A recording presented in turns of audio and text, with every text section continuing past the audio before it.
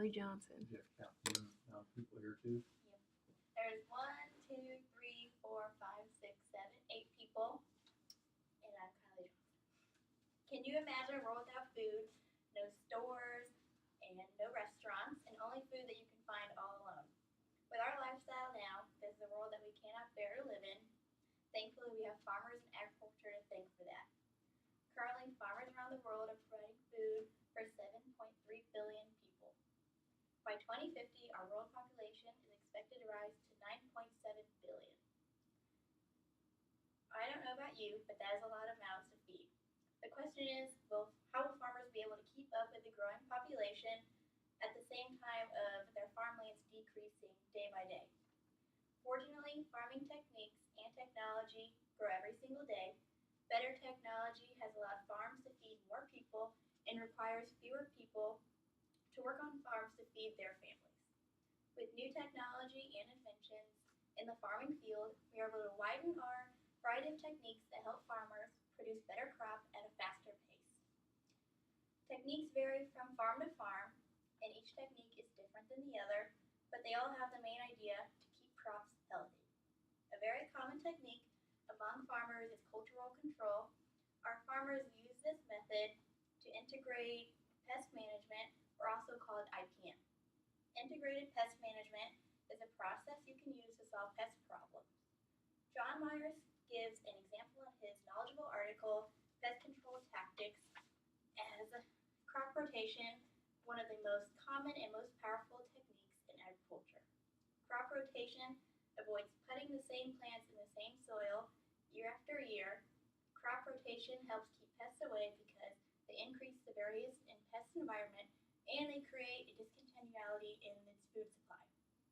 Water management. Many farmers use water management methods by using an irrigation system and rainwater harvesting systems. Irrigation keeps plants healthy and more resistant to insects. It actually comes along with maybe flooding sometimes to keep the insects out. These methods help decrease pests and improve our crops.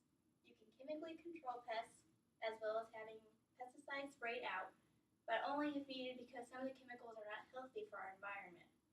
Some farmers also set traps and barriers to control the situation of pests. Outside of pest control, weed control is another technique that is very important. Hobby Farm's article, Managing Weeds with Success, is a great article if you find yourself struggling with weed control. Farmers can have herbicide, which is a chemical that kills weeds, sprayed on their field, or also use their hands to remove the weeds on their own from crops where either machines can't reach or crops are too fragile.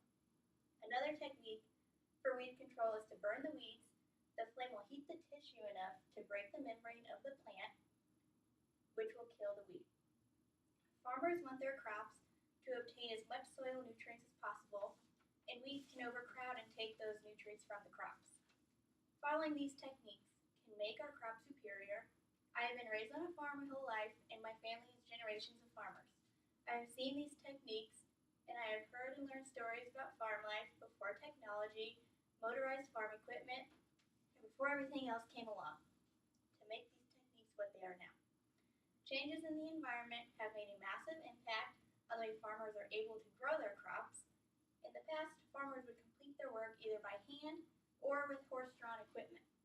This would take very long amounts of time to complete.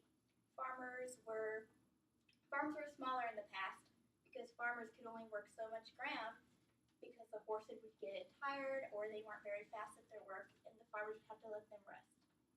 Fortunately for farmers today, we have tractors and combines and other machinery to accomplish more work at a faster pace and grow more food. Without farmers and without these new and improved methods of farming, our mouths would go hungry, and as Norman Borlaug said,